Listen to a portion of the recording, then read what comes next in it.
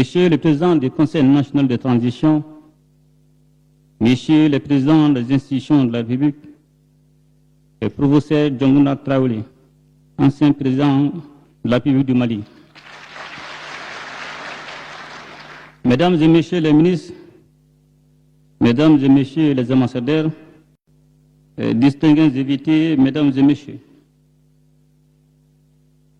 je voudrais avant tout propos souhaiter la chaleureuse bienvenue chez vous, au Mali, terre de la Djatigua, à mes frères, les excellences, le capitaine Ibrahim Traoré, président du FASO, chef de l'État, le général d'armée Abdourahmane Tchani, président de la République du Niger, chef de l'État, ainsi qu'à tous les membres de vos délégations respectives. Oh, bismillah. Le peuple malien est particulièrement honoré de vous recevoir une fois encore à Bamako, à l'occasion de la deuxième session du Collège des chefs d'État de la Confédération des États du Sahel, AES. Permettez-moi de rappeler le contexte qui a présidé à la création de notre confédération en 2023. Le pays frère du Niger faisait face à une menace existentielle provenant, hélas, de certaines initiatives portées par des pays africains. Conscient du danger qu'une telle démarche faisait peser sur l'ensemble du Sahel et convaincu que seule l'Union permettrait de surmonter nos épreuves, nous avons décidé de constituer un front commun afin d'éviter que ne se reproduisent dans notre espace les scénarios tragiques survenus en Libye en 2011.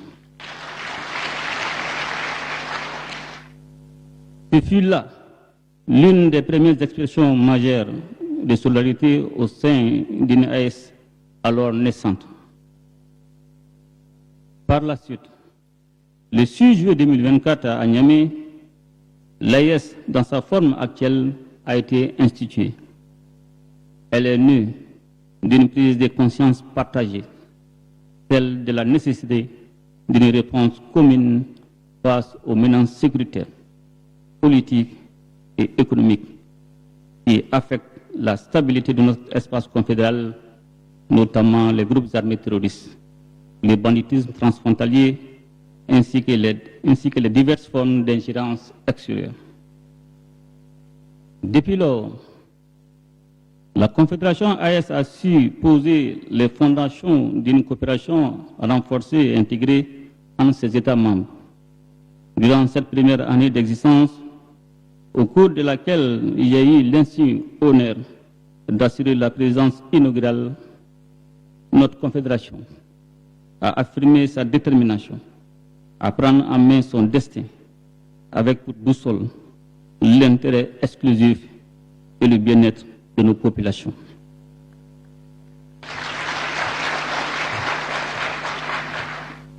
Je tiens à cet égard à saluer l'engagement sans faille de nos voyantes populations confédérales qui ont très tôt compris les enjeux de notre combat et nous ont accompagnés par des actes concrets. Leur remarquable résilience, saluée par certains et incomprise par d'autres, n'est que le reflet de leur adhésion à nos choix stratégiques et aux idéaux portés par l'AES. Je souhaite également rendre un hommage appuyé à la diaspora de l'espace confédéral qui n'est pas demeuré en marge des mutations en cours.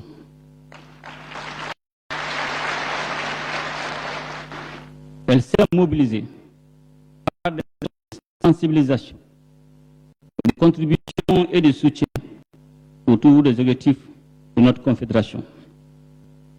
J'ai saisi enfin cette occasion pour exprimer ma profonde gratitude à mes frères, leurs excellences, les présidents Traoré et Tchani, pour leur solidarité agissante à l'égard de la population malienne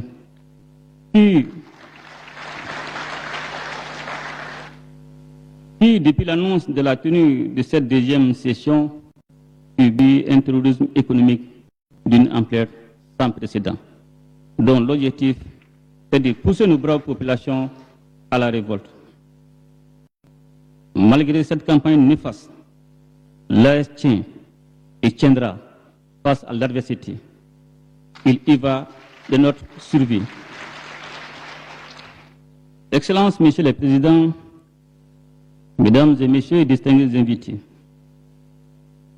je voudrais à présent faire un bilan des acquis de la Confédération AIS autour de ces trois piliers: défense et sécurité, diplomatie, développement. Sur le plan sécuritaire, la coordination entre les forces armées des États membres est devenue une réalité dès les premiers jours de la création de l'AIS. Des progrès significatifs ont été enregistrés, permettant, entre autres, un contrôle renforcé des zones frontalières et une amélioration de la sécurité à l'intérieur de nos États, réduisant considérablement la liberté d'action des groupes armés terroristes. Grâce à l'engagement et au professionnalisme de nos forces de défense et de sécurité, plusieurs milliers de terroristes ont été neutralisés, des centaines de sanctuaires détruits